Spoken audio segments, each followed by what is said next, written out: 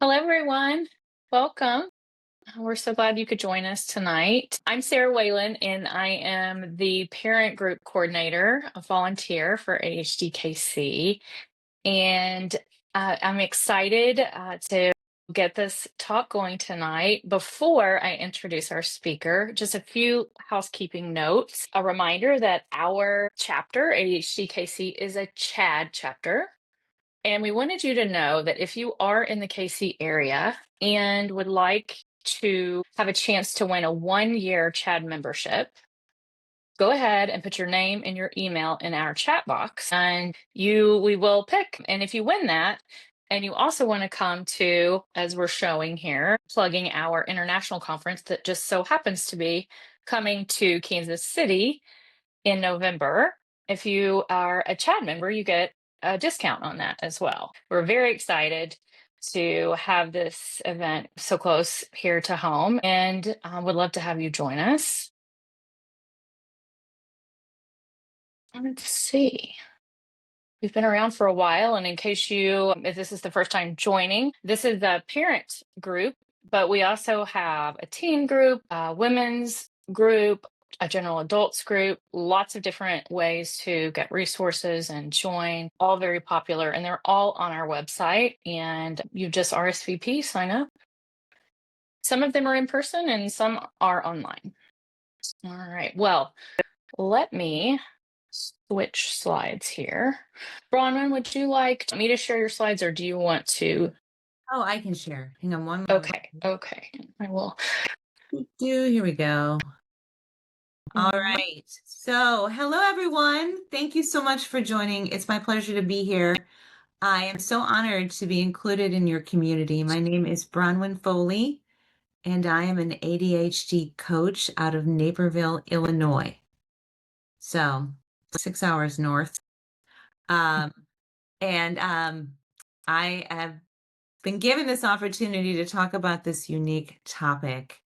It has really been an honor and a privilege to think it through even further because I've worked on this with my clients and my own children, and it has so much potential for understanding the ADHD brain and developing inner resources to capitalize on the potential of the brain.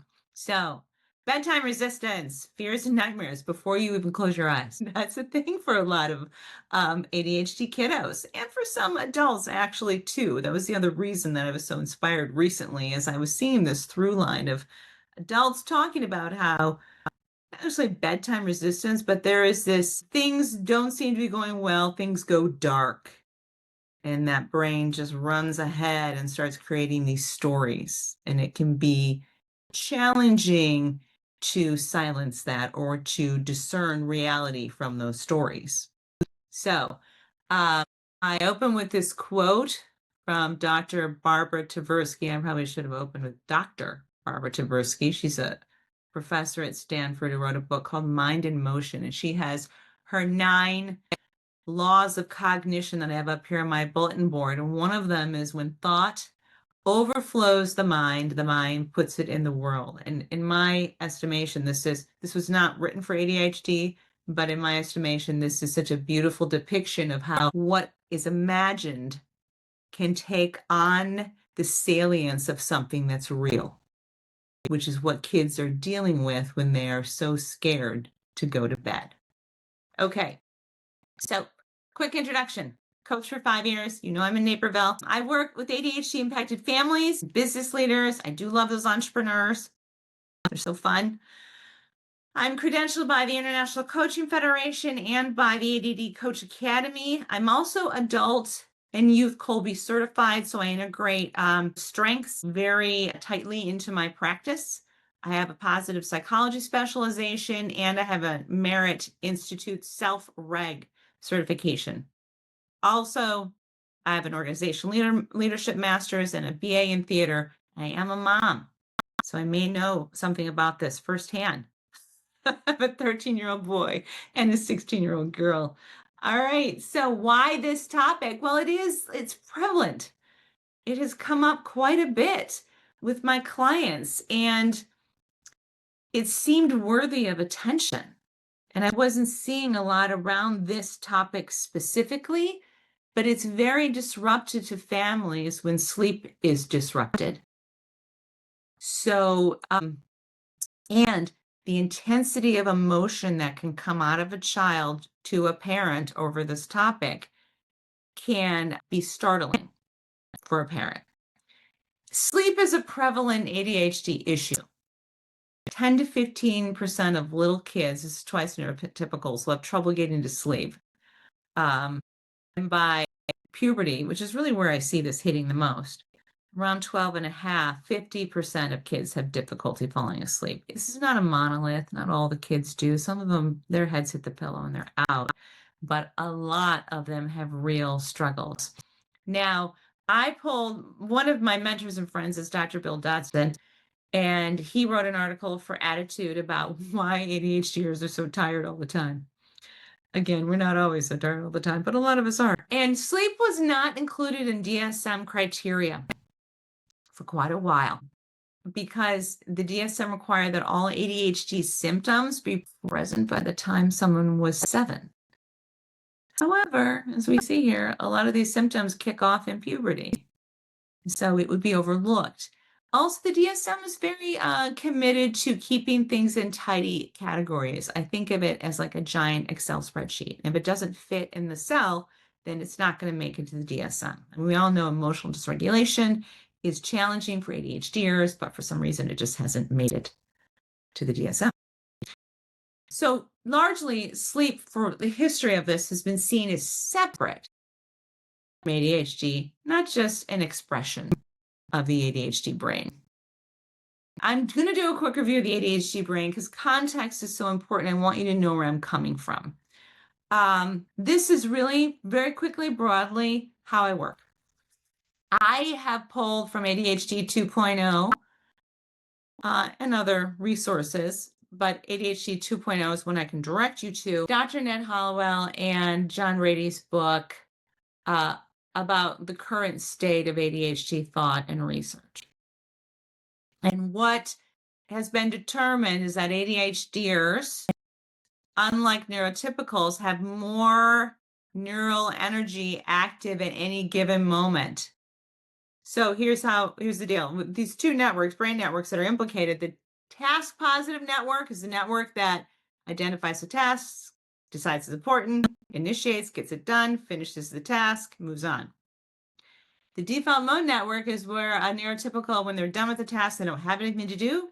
You sit back into your relaxed state. Your brain, basically, your energy goes back to what's known as your default mode network or your conceptual brain, your imaginative state. For the purposes of this conversation, we're going to call it the imagination because we're talking about kids. And it's an easy thing for kids to perceive and understand. And it is also the seat of the imagination, amongst many other things that it does. Neurotypicals, they're asynchronous networks. With ADHDers, it's been noticed that they're on together. So what we have are networks that are synchronous, but are not necessarily synchronized. Does this make sense so far? If there are any questions, just throw them in the chat and we can talk about it. What this means that there's sort of a rivalry for our limited attention. And I'm going to say limited attention. I just want to be clear. Everyone's attention is limited. We only have 100% of our own attention. And with an ADHDer, when you are going through your day with these active networks, both trying to engage your attention, both trying to engage in your day, it can be baffling for the ADHD person, particularly the ADHD child. It's this sort of push and pull between the internal state and the external state. Reality is created externally, and then we include our internal information. But if you have your imagination active all the time, it might pull your attention to an internal story about what's going on out here, and it may not be accurate. So if the networks are on, they're looking for engagement in your day. And sometimes it will be at the expense of the owner of the brain. DMN can be very demanding. In fact, there are studies that show that kids with ADHD can have some hyperconnectivity in their default mode network. Now, this is seen as a problem, but I mean, it's the reality. And so the lessons that they need for engagement are going to be different than the lessons that a neurotypical kid needs. So here's the thing. The imagination is active and it wants to be involved in the day, but it's not necessarily called upon to do very much throughout the day. It is what we will sometimes refer to as stimulus starved. It's looking for engagement for what that network does. So the question might be, who's in charge, the imagination or the owner of the brain? And sometimes it can feel to the owner of the brain that they're being dragged around by their imagination versus them being the one who's setting the plan. So they're running two networks in a single network world. Dr. Dodson has observed that ADHD brains reject secondary importance a lot of the time. And we actually live in a world that is replete with secondary importance. Someone tells you what to do. The teacher tells the child what to do. They tell them when to do it. They tell them how to do it and tell them when to turn it in. The ADHD brain, this default mode network, will reject that often. It will be a mystery to the brain owner to keep this in mind. It looks like this willful misbehavior, but honestly, it's the owner of the brain receiving a message that this is not salient enough for my attention and energy, this thing that's being given me, versus a neurotypical. The lights are dark in their imagination. You hand them the worksheet, they do the worksheet because that's what they've been told is important, and they will receive that importance. Look at the things that seem to fire up ADHDer. Purpose, novelty, interest, urgency, competition. I get a lot of adults into my Zoom room who are just exhausted at living with urgency. They need other ways to live. A lot of kids. I had a kiddo who wanted to hold off on a book report until the last study hall of Friday when it was due and run it down the hall to his teacher just as she was leaving. And the parents were baffled. And I said, I think I know what he's doing. He's creating salience. His brain is saying, okay, I'll give you attention and energy for that because it has become urgent now. So the brain will offer him what he needs to get it done. Okay, so this is a core feature. The ADHD sleep is a core feature. Difficulties with sleep is a sign or a core feature of ADHD. This nervous system doesn't stop. It's 24/7. It's all the time. It doesn't turn off at night. And that's why we have to look at sleep challenges as being symptomatic or potentially symptomatic of ADHD. In coaching, we recognize the impact of transitions. So transitions are, we're doing one thing, and now I'm going to shift over and do this other thing. So if you have a list of steps, you have to go from the one thing to the next thing to the next thing and be able to transition in a timely manner. And sometimes this guy does not want to do that. So it can be very challenging. Set shifting. Set shifting is a little bigger. Let's back up. Set shifting is, well, we're watching TV, and now it's time to turn off the TV and go up to bed.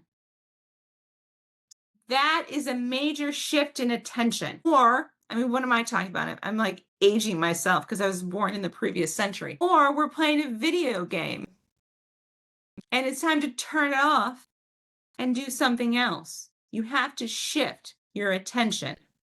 And that for an ADHDer, once this guy is finally engaged, you tell them you have to disengage. It can feel very challenging. Difficulty down-regulating on demand. So on demand from someone else, from a parent, from another person who wants to give direction. It can be hard for an ADHDer to independently downregulate just because someone tells them they should. So the sun goes down. Now, all day long, the task positive network has gotten more attention than the default mode network. I mean, the task positive network the ADHD kids able to turn their attention out to the world around them, especially if we have a recurring bedtime fear, something that makes a kiddo break out in hives, something that makes a kiddo want to park themselves in their parents' room on the floor. Just different things that will come up with kids at night. Because here's the thing. The sun goes down, the ADHD brain seems to light up. Now, I'm an ADHD person. I'm a mother of 2 with a business of my own. So those days are actually physically over for me. But I do relate to this when I was younger, that this was a thing. And I notice it in my clients and a lot of my adult clients too, that the sun goes down and suddenly they get this burst of energy. We don't really know what that's about, but what I can say is this, that the fears that are manifested before bedtime,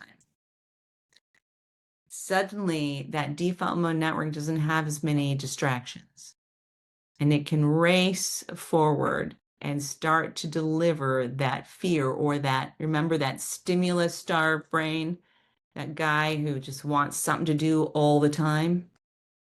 Well, guess what? There's no classroom, no teachers, you're alone in your room.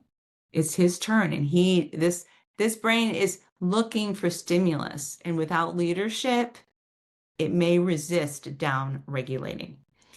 It's a stimulus hungry imagination as runs away with your child's attention. Barbara Luther is one of the founders of the ADD Coach Academy, and she and I were recently talking about this topic. And I said, I feel like some of my clients, their brains are really almost tormenting them. And she said, well, yes, because the brain wants what it wants, and it wants stimulus. And if it doesn't have leadership or metacognitive direction, it's going to drag your little one around, potentially. All right, but before we get going on ADHD and how we're going to tackle that and help that brain get some direction and some adaptive stimulus, let's do a basic sleep inventory and uncover possible co-occurring challenges. For instance, sleep apnea. Kids with tonsils or adenoids. I was an inattentive child, and then when I was 6, I had to get my adenoids out because I was having sleep apnea as a little one. There is something truly to this. GERD, if they have reflux, that can keep a kid up. And if it keeps a kid up, they can't downregulate and settle. Low ferritin is positively correlated with ADHD, low iron. It can also be a source of restless leg syndrome. ADHD meds, there are some say if they are dosed correctly, they shouldn't keep you up. There are some who say that's not the case. You should be careful about meds. I will say this. Sometimes folks will give Benadryl to kids to help them sleep. We don't want to do that. Yes, Sarah, I agree.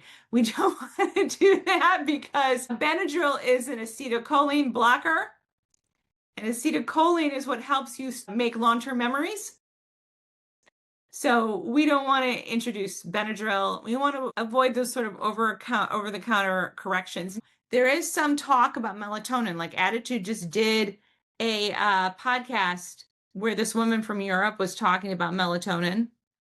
Melatonin is regulated in Europe. It's not regulated here in the US.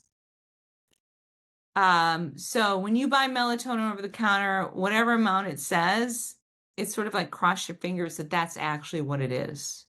Kristen, you know about this, right? I mean, you're a physician, so. But some folks will say because there's something called DSPS or delayed sleep phase syndrome, that it's not a bad idea to give the tiniest amount of melatonin this is going to be a judgment call as a family to help the brain make the journey into deep sleep, because your pineal gland actually releases endogenous melatonin, but some folks suggest that additional melatonin is needed. However, I'm going to get to why I am suspicious of that in a slide. Chronic pain. A lot of ADHDers grind their teeth. Maybe a tooth card is needed. And congestion. It's really dry sometimes in different rooms, and that kind of congestion can lead to sleep apnea. That's almost like your adenoids. So a humidifier, these basic things can be really helpful. If you set the stage, though, if you set the stage for preparing for this transition and the set shift into transition into bedtime routine and the set shift into the sleep block of the day, there are some logistics that I strongly endorse as a coach. And one is absolutely no screens in the bedroom. So when folks tell me they have computers in their kids' rooms, they can do whatever they want, obviously, but I heartily endorse getting that computer out of the child's room. We want to have a room with low distractions. That is for sleeping, that is soothing, that is for rest. The pull of video games and social media is so strong, and it's designed to be strong. So I offer that our kids will always lose if they are faced with the decision around those, especially if they're alone at night, around those stimulus. No electronics an hour before bedtime. Here's the thing about a melatonin.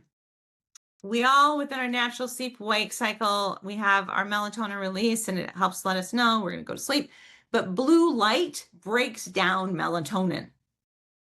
So it destroys your natural melatonin. So no screens an hour before bedtime. Collect cell phones. You too. You have to stay off your cell phone as well. But that's okay, because that's good for you. And also cool temperatures. I can't tell you how many families have told me, well, my child's room is the warmest room in the house. No, we don't want that at all. If your child's having trouble sleeping, you want it to be 67 or 68 degrees.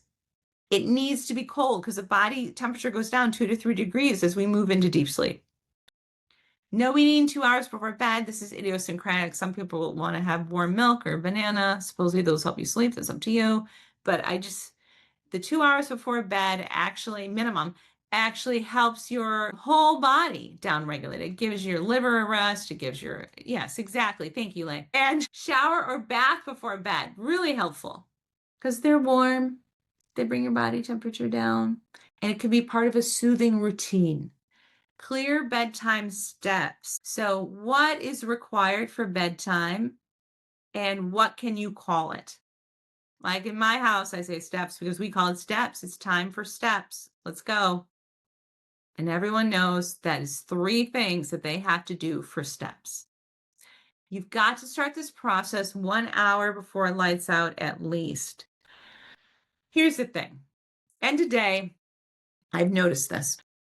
End of day, a lot of moms especially, right around 9 or 9:30, it's like a witching hour.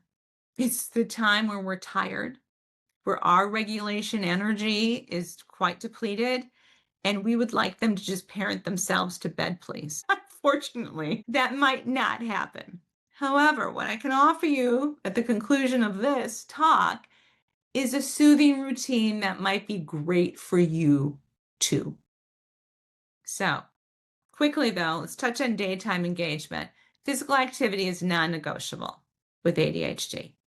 So if I'm interviewing an adult for my practice and we're talking about like what I believe, and I let that slip, oh, you should do cardio activity 30 to 45 minutes a day, I know I'm never going to see them again because many people just don't want to hear that.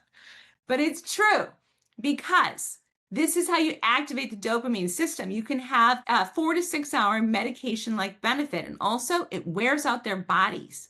Your kids, they need to move. They spend so much time regulating in a chair all day, and it's like anti-childhood.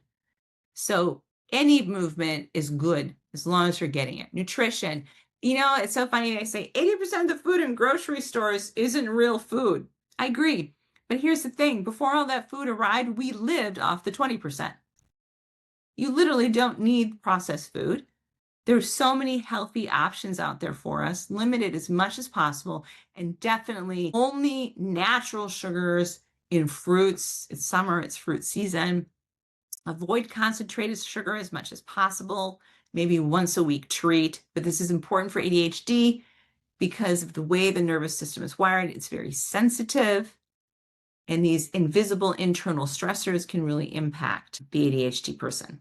Sunlight, outdoor time, it sets your circadian rhythm. Did you know that the photons that you receive in your eyes before 10 a.m. are different than those you receive after 10 a.m.? And they all relate to your biological clock. Isn't that crazy? And right around sunset, and the sun senses different signals. And our biological clock actually sets itself according to that. Take a walk after dinner together. It's a great way to level out your blood sugar, to be together, and to get that great light into your eyes and that message into your brain that it is time to start thinking about going to sleep. Screen time, no surprise. I don't like screen time. I already shared that, but I know it's a part of life. Don't get me wrong. Don't think my kids are like, we don't have screens. They have screens. And it's an ongoing negotiation, collaboration, and struggle. Family screen time policy is a good idea. So you set out what you believe about screens, why you believe it, and what you're going to do about it, what you're aiming for as a family. Vitamin C, Dr. Hollowell refers to connection. We're going to talk about this further with co-regulation, but connection to you helps your kid protect themselves from the scary stories that their default mode network is telling them. If you're there as their source of reality, you are a relief to them. Okay, so hang on. What's going on here? So what's the opportunity? I'm a coach. I'm always into opportunities and strengths and what can we discover? This is so beautiful because if your kids are afraid to go to bed because they're afraid of something, robbers are a big one in this age group. And you know what? Some of these things are like, they're really people, there are such things as robbers. They didn't make them up, but the likelihood is low, let's say, and not worthy of them not going to bed. So they're having intense feelings about something, and they're bringing you those feelings. And the beauty of it is what they're afraid of is fundamentally not real. I really could not ask for a better example of the inner struggle of an ADHD person. They have created this, the default mode network has created this story. It's gotten its stimulus at the expense of your little person. And it is hard for them to distinguish the fact that these strong feelings don't reflect reality. But they don't.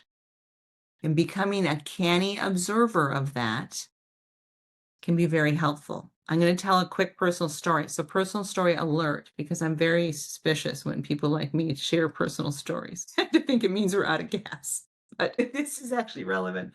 My daughter, who's had some bedtime challenges, said to me the other day, I can't even remember what it was she was scared of. Something scared her.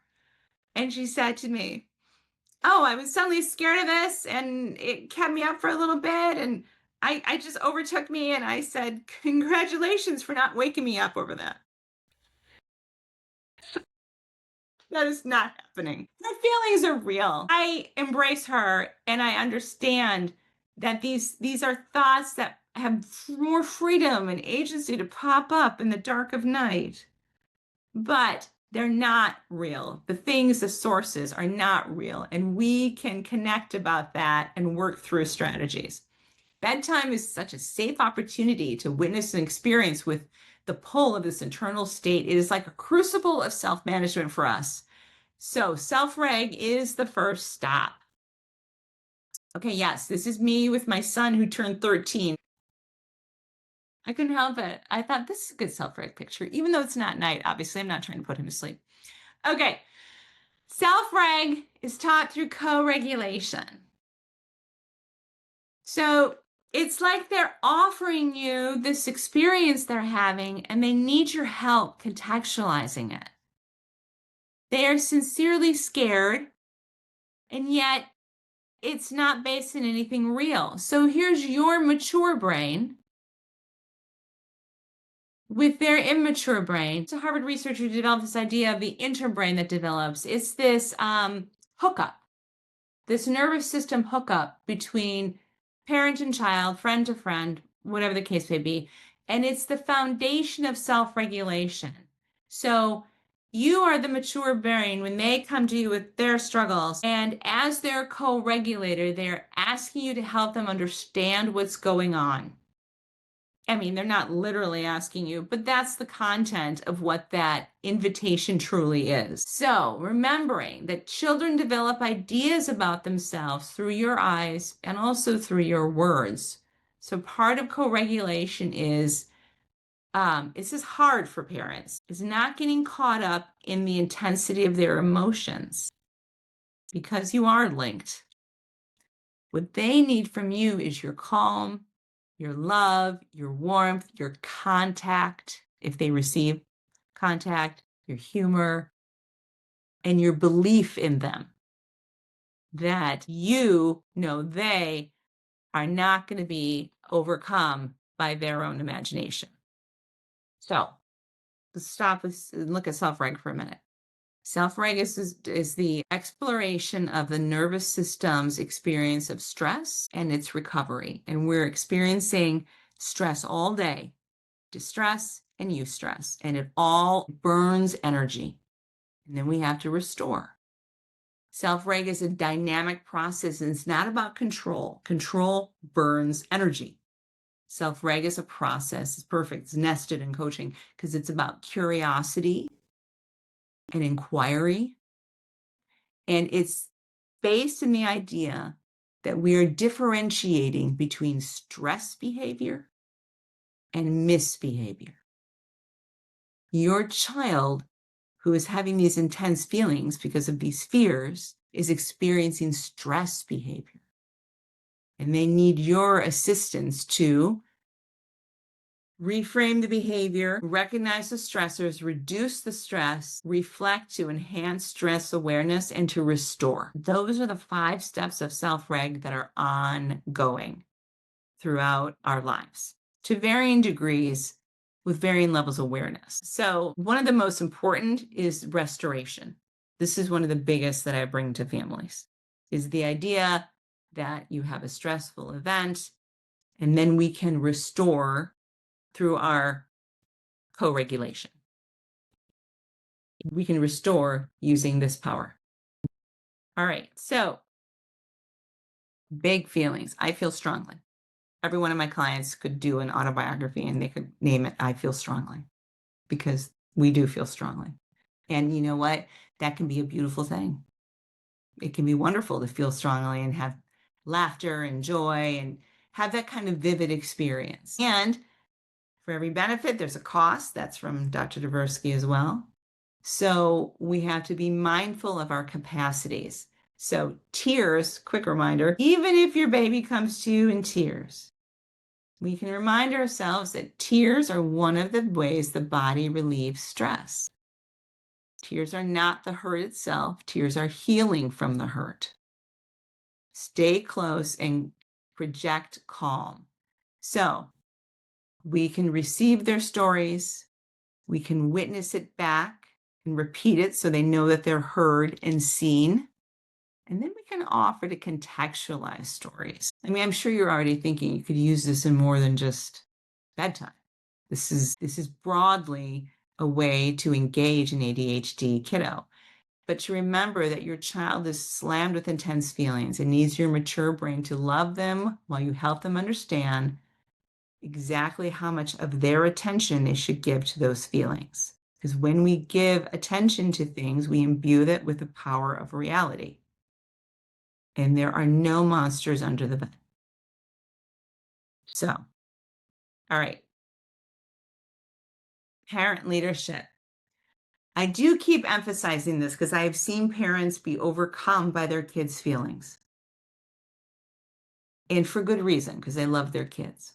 You can see I had fun with ChatGPT. That's another great thing I got out of this talk. I learned how to use ChatGPT. So We're going to receive these big feelings with attention and compassion. We will question the source of fears, calm and clear boundaries. And we can talk to them about the difference between imagination and reality. You have a brilliant imagination, but I think it's running away with you. So emphasizing again that it feels real to them, even though it's not. So what's a supportive reality? Okay, so all day they've had their attention out in the world, and then night comes and, oh my God, there aren't enough stuffed animals around the bed, whatever the case may be. Continue to invite attention out to external reality. Contact. The first stop for self-reg is physical contact. What a beautiful way to remind the brain that you are not alone with these stories. So, cuddles at night, lay on their bed with them, lay on your bed so you can transition to their bed. But being in close contact is part of the bedtime routine, which brings me to this. This is 3 good things, which is a validated, adaptive process from the School of Positive Psychology out of the University of Pennsylvania. This is what it says. If we daily, as a family, are, and this is a nighttime thing. It's a nighttime thing also because your older kids will be more available to you at night because their defenses will be lower. If we get together and we all have to share 3 good things from our day, it helps train attention on all of the positive things in our lives. And it helps pull attention away from those fears and stories that young brains might be developing. It's it's sort of defensive too, because it's something they can take with them and remember. So 3 good things are, my kids and I do this every night. 3 good things, and they know it. It's going to happen. We all have to do it. We sit on my bed, and it can lead to great conversations, little ad hoc things that happen. So 3 good things are, I love dinner. My son, he loved dinner. He had a bassoon lesson, and he went on a great bike ride. 3 good things in life. My daughter came in and had hers. I have mine. We make sure everyone has had their turn, and then we head to bed for bedtime. A book, reading time, either together or alone. But a book is a great way to get the brain onto a different story. In fact, if you can get your kid hooked on a good book, they're excited to read the book. They can't wait to go to bed. But it pulls the brain into a different story. A song. Do you have a song that you sing? True confessions. My son is 13. I sing the same song that I sang to him when he was an infant. However, he does change it now because he's 13. So he beatboxes and changes the words, and he's 13, but it's part of our total routine. Loving mantras. Something that your child can repeat over and over, or something you repeat regularly every night to your child. Loving mantra might be, I love you more than anything. You are my treasure. And being your mother's the best thing that ever happened to me. Something to keep their attention on reality. Music. Music can be very down-regulating, as long as it's the right music. You can insist on reality and set firm boundaries. So my daughter had a series of questions she used to ask me every night. One of them was, is mind control real? And I said, well, if it were real, you wouldn't be asking me this question. And she would say, Mom, I'm like, no, we're okay. I love you. Good night. Firm boundaries. Firm boundaries because you're modeling for them how to set firm boundaries with their own mind. They need your example. All right. So staying connected. Don't be afraid to let them know what's going on. Look, You're awesome. You have a great brain. It's very imaginative and very active. And now it needs to go to bed.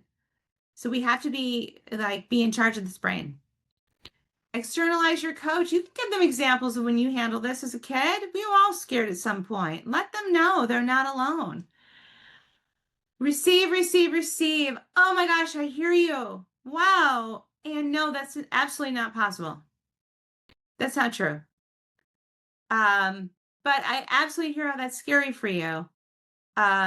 So you can set a line between, like I with my daughter last night. She of course knows. She knew it wasn't real, whatever it was she was afraid of. But I absolutely want to hear it.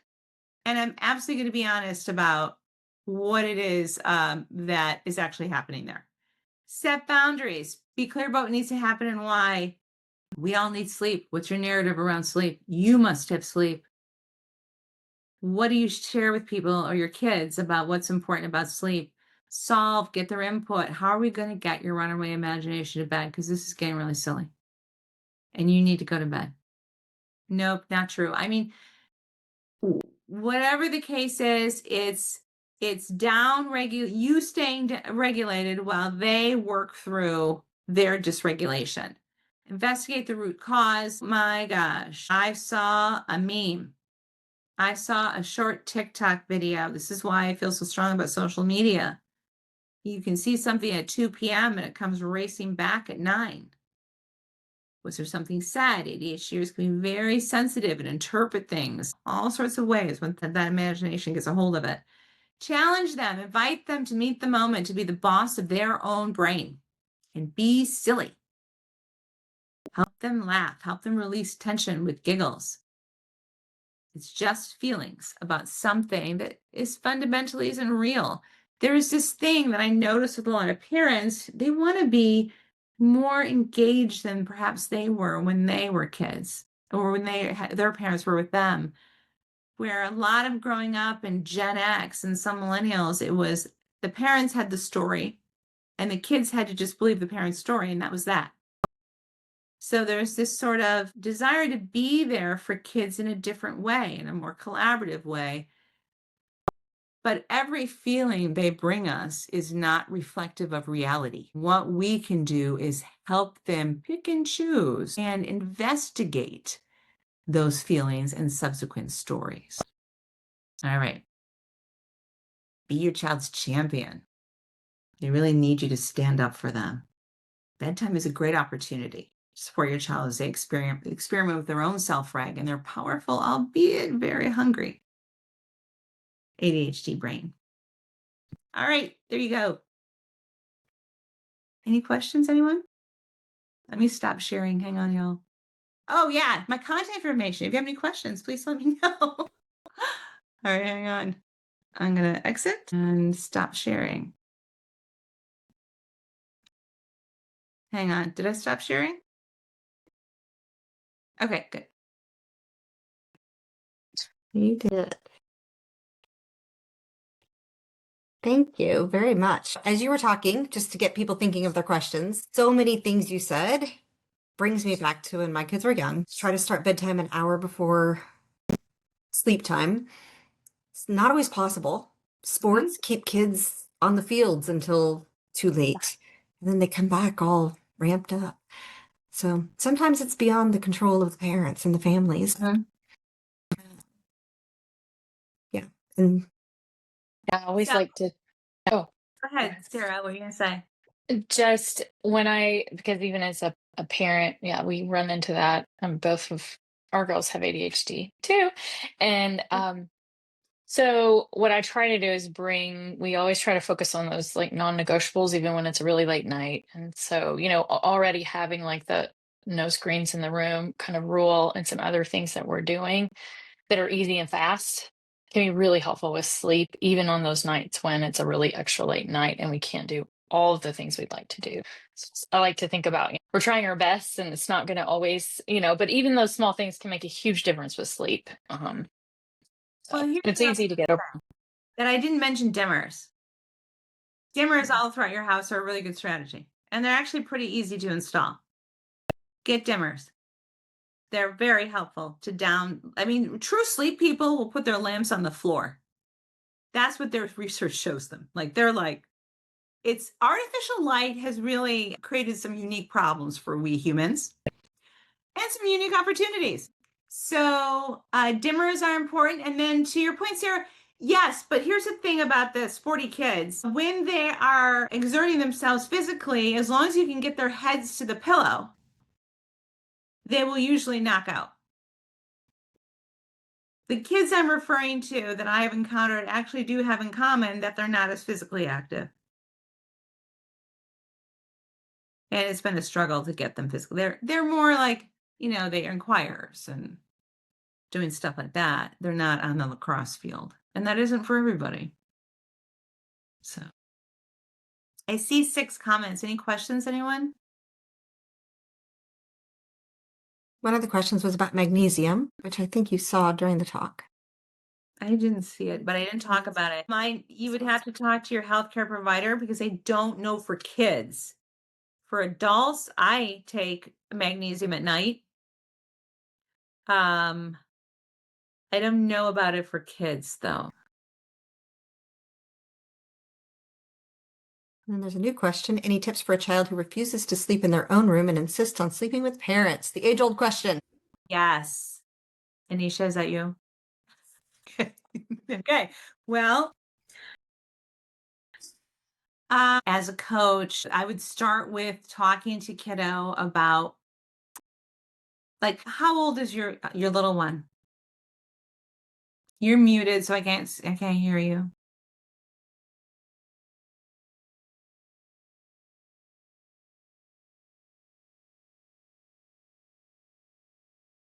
That's okay. 7. Okay. All right. So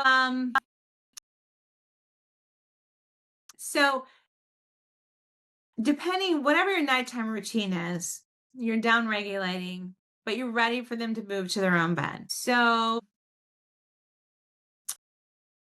it opens with a conversation. For me, it opens for a conversation about kiddo, about sleep, about age, about moving into your own bed, and how can we make your bed a place you want to be, and working with the kiddo to break down the steps to move into their own bed, what's good about being in your own bed. And then there's also setting a clear boundary. You need to be in your own bed. And we are going to work with you any way we can to make it comfortable and a wonderful, warm place for you. But at 7, I don't know. I'm guessing you probably have some resistance because there's not as much pressure. The kids that I'm talking about are the preteens who don't want to be in their parents' room, right? It's uncool. You want to be in, but you're scared. And your 7 is a little different. So it might get dicey. You might have some tears. You might have some anger, but that isn't them being hurt by you. That's them relieving the stress of a transition. So that's what can get hard, right? When they start crying and you feel terrible, but that isn't you hurting them. That's them working through the stress of getting into their own bed. How does that sound? Is that helpful? It is. I mean, we've tried many times, but there's sort of a last minute sort of panic response, and a lot of it is associated with fears. So that kind of gets me in those moments. It's hard to, So that's it. That's exactly what happens to so many parents of all age, kids of all ages. It gets you because you don't want to hurt your baby, but you're not hurting your baby. In fact, you're teaching a level of resilience and anti-fragility that will only serve them well. And you're not hurting them. You're just giving them a really cool bed of their own. Yeah. Yes, it's that place for you, for your own regulation. So that might be if you have a parenting partner, talking through strategies with your parenting partner as well, trying to support each other. as you move into this transition? I mean, that's off the top of my head what I can think of. Thank you. You're welcome.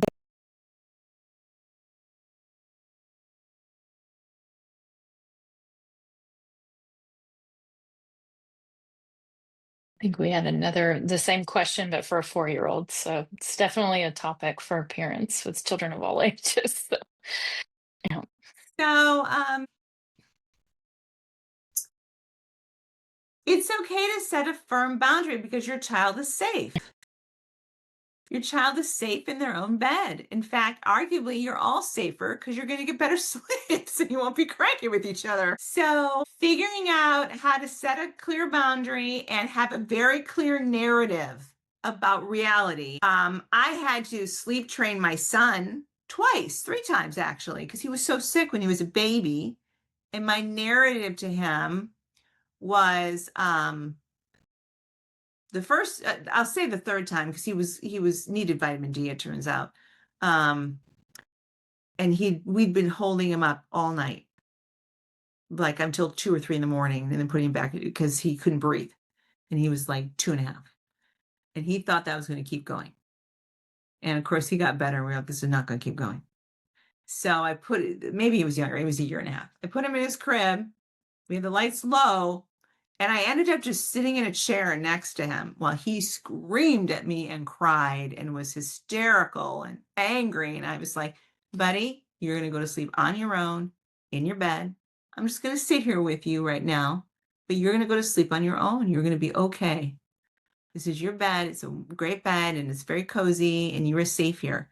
Screaming, screaming, screaming. He even asked for water at one point. I'll give him some water. Screaming, screaming, screaming. And then out of nowhere, he just said, and he laid down and went to bed. And that was it. The next night, he knew exactly what was going to happen. So, I love you. You're safe. This is your bed. It's for you to sleep in. And holding the line warmly and compassionately. I mean, by my story, we had no choice. We were not going to spend his childhood holding him up just because he was crying. I said, forget it. I'm going to bed. But it is lovingly and compassionately. And also, I hear that this is kind of scary, but guess what? You're going to be okay. And you are big and strong. And these fears are not going to get the better of you. You're okay. You can do this. I believe in you. Believe in them because they can do it. And they might feel a tremendous sense of accomplishment. I hear this is a big challenge and I know you can do it. It's okay to challenge them. This is such a safe place for them to get an idea that they're awesome.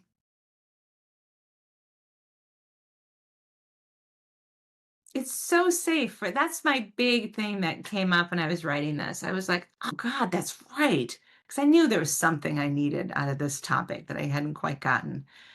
It's that this is such a safe place to teach kids that they can do these things.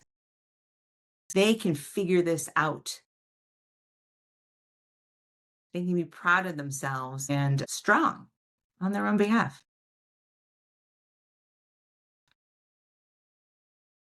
It's like we don't want our kids to have any bad feelings. But they have to have bad feelings sometimes. But if we're there with them to walk through those bad feelings, then that's the parenting part.